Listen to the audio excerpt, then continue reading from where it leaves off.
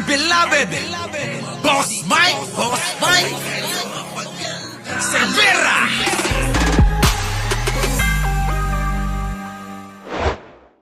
Mga kababayan, hindi lamang limitado sa 40 pesos per kilo na bigas ang maaaring i-alok sa inyo ng pamahalaan.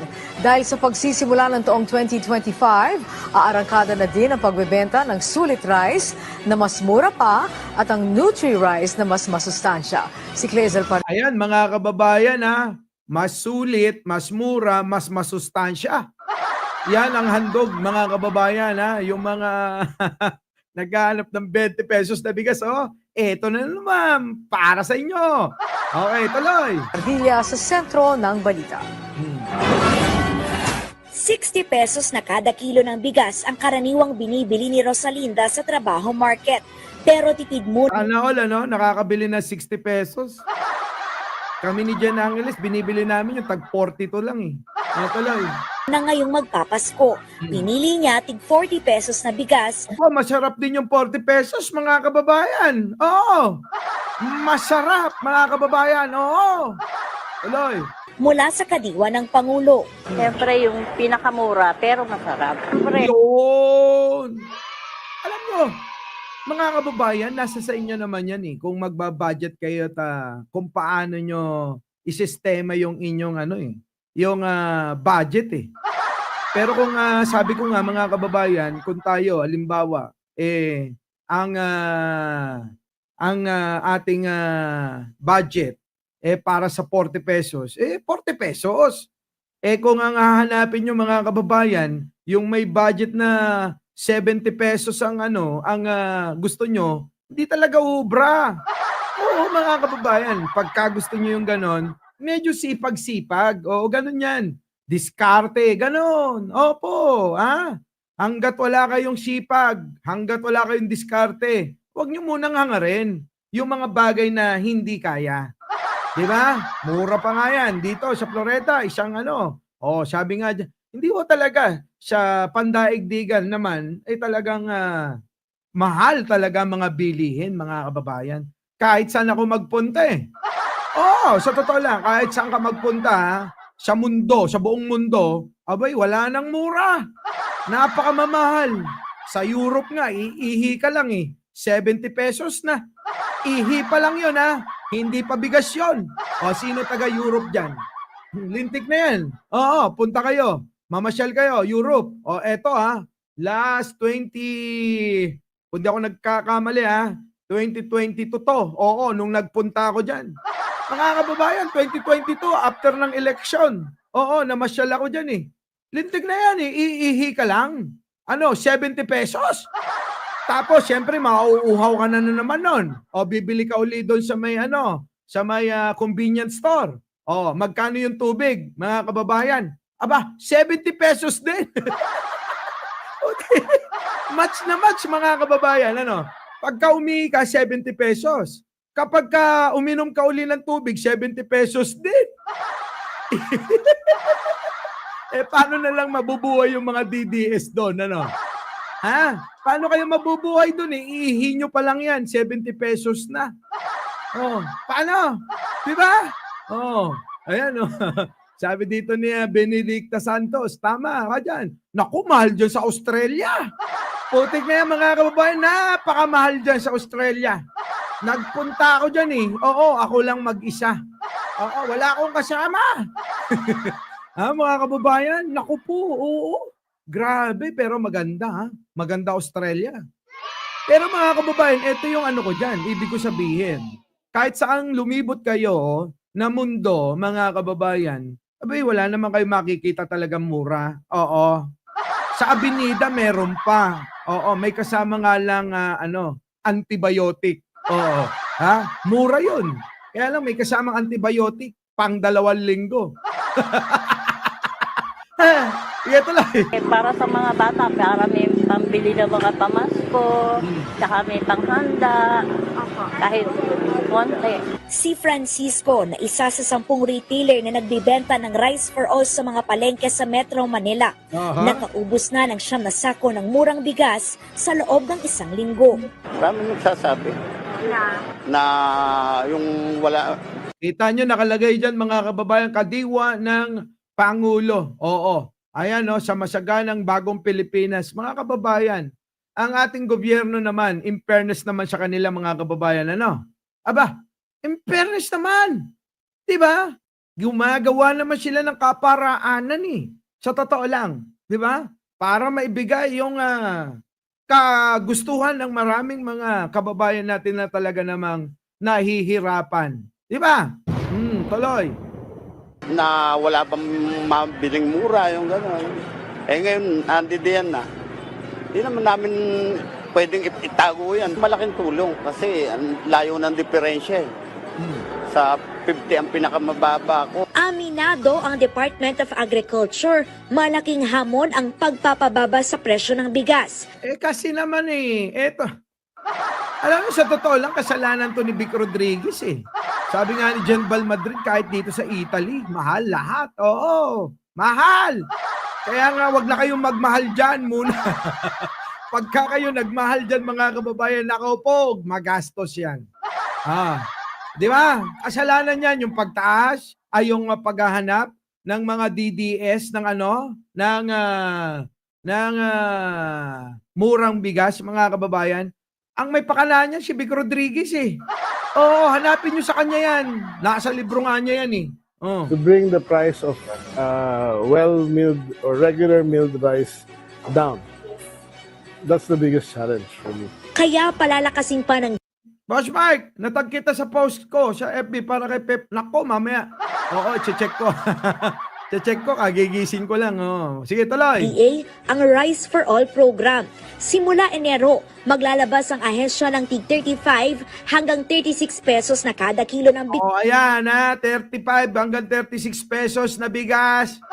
Mga kababayan Oo. Okay na sa inyo. Ba, pinipilit ng Pangulo, ng gobyerno na pamapababa yung pangunahing pangangailangan tulad ng bigas. Baka naman kayo reklamo pa dyan ha. Huwag na kayo magreklamo. Ulitin ko, hindi kakayanin ni Pangulong Bongbong Marcos na siya lang ang mag-angat ng bansang ito. Kailangan tayong lahat ay may obligasyon para tumulong, hindi para mangiroroman. Di ba? Kunakmanan. Di ba mga kababayan? Sige, tuloy. Gas na tatawaging sulit rice. Yung sulit rice is 100% broken, pero pero yung 100% broken comes from the good variety of rice. Yan. Oo. Ay, shoutout po pala sa inyong lahat sa mga bagong dating, Leonora Gonzalez, Jackie Ventura, Wesley Mateo, Batang Pasaway, Maureen Onamor, si J. Timblique, shoutout po sa inyong lahat. Opo, sa mga hindi pa nakakapag-like, share, at subscribe mga kababayan, Yolanda Gakuya, Elizabeth Andal, at saka si Pang Asar. Shoutout po sa inyo. Diba? Angel, Tomas Miliena, Robbie Ong, nandyan na. Sa inyo pong lahat, Alona Bustos, Lydia Marcin, Marites Akain, Elaine Mirano, Christine Revoltan, B. Ulatan, Catherine Galpo, late ka na. Shoutout po sa inyo, Mary Ann Curuda. Tuloy na natin. Imported yan. Kung may local sources na, we will buy local. Mas mura ito sa tig 40 pesos na bigas na ibinibenta sa mga kadiwa store. Mag-alok din ang DA ng Nutri-Rice. Sa ikalawang quarter ng 2025, magbibenta ng nagkakahalaga sa 36 hanggang 37 pesos na bigas. Bukod sa abot kaya, ay masustansya rin ito. Imbes kasi Ayan mga kababayan, masustansya, yun ang mahalaga. Oo, yun ang mahalaga. Masustansya. Di ba? Hindi yung, chichirya. Mga kababayan, iwas-iwasan yung kumain ng mga chichirya, Hindi porke uso ang piatos, tira kayo ng tira. Masama rin yan sa katawan, Mga kababayan, tandaan nyo, eto payo ko sa inyo. Kumain kayo ng likha na galing sa may kapal. Tulad ng tubig. Yan. Walang halot, walang kemikal. tulad ng gulay, ha? Karne, oo, kain kayo. Pero mga kababayan, iwasan nyo kumain ng mga processed food. Yung mga dikolor na inumin, yung mga mahihilig sa mga milk tea, soft drinks, tako mga kababayan ko. Oo, kaya nga ako kahapon nasa bahay ako, sa probinsya, sa nanay ko. Nako mga kababayan, nilantakan ko ng nilantakan yung lutong dinengdeng. Sarap mga kababayan, di ba? Ganun ho, aba, simpleng-simpleng ulam, bagoong lang ang katapat niyan. Oh, tapos peresan nyo ti ka. Ha? Peresan nyo ti pias, gasta, di ba? Orain niya, paglalaukin nyo. Sama-sama lang lahat yan eh.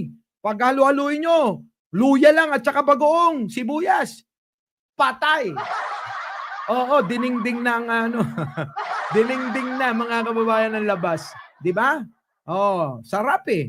Yung ano, yung bunga, yung puso ng saging. Tsaka patola. Tsaka yung sigarilyas, palang, ano? Oh, tapos buto ng patani. Nako. Oo. Tapos utong, yung sitaw. Nako. Yari mga kababayan, napakasarap. Oh, mga kababayan, no? Tapos may konting gabi. Nako. Tapos yung inihaw na bangos o kaya pinirito o ibabaw. Nako.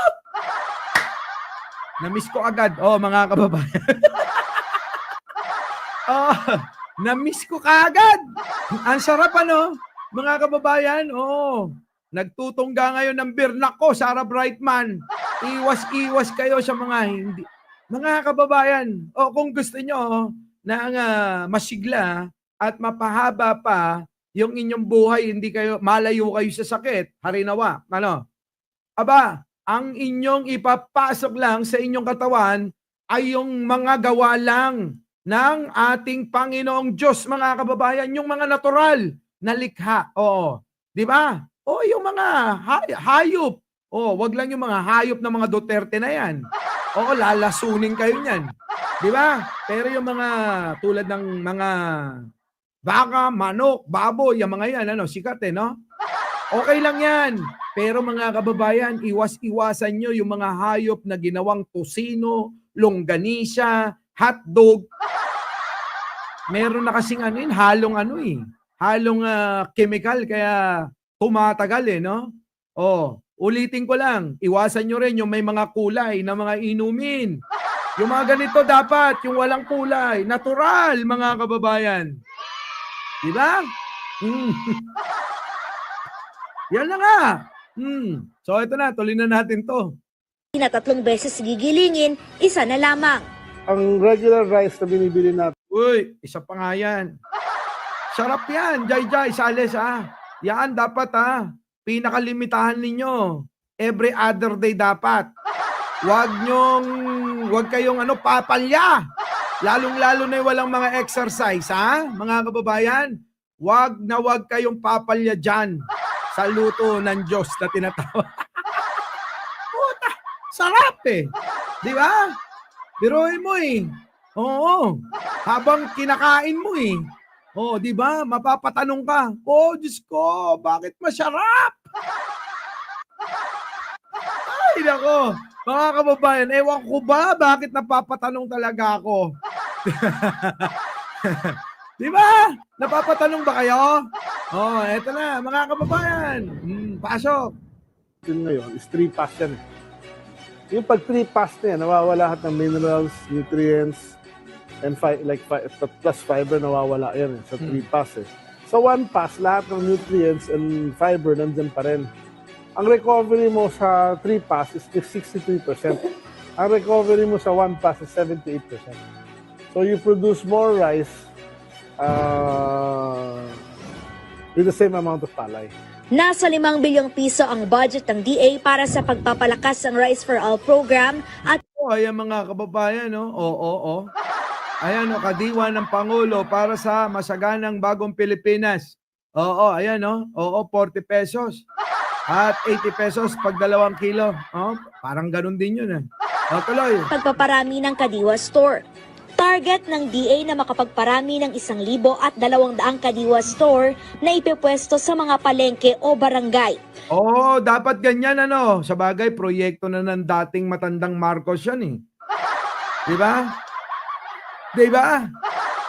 Tingnan nyo, agree sila pagka mga kalokohan. Luto ng Diyos, kaya masarap. Ganun ba yun? Ito na. Oy, Tommy! Nonito! Sa ngayon, may 300 kadiwa sa bansa. 10 ay nakaposisyon sa mga palengke, 4 sa mga istasyon ng tren. Oh, ayan mga kababayan, alam niyo na ha, sa mga palengke, istasyon ng tren, puntahan niyo na yan. Ulitin ko lang, Merry Christmas po sa inyong lahat. Our beloved Boss Mike Cervera.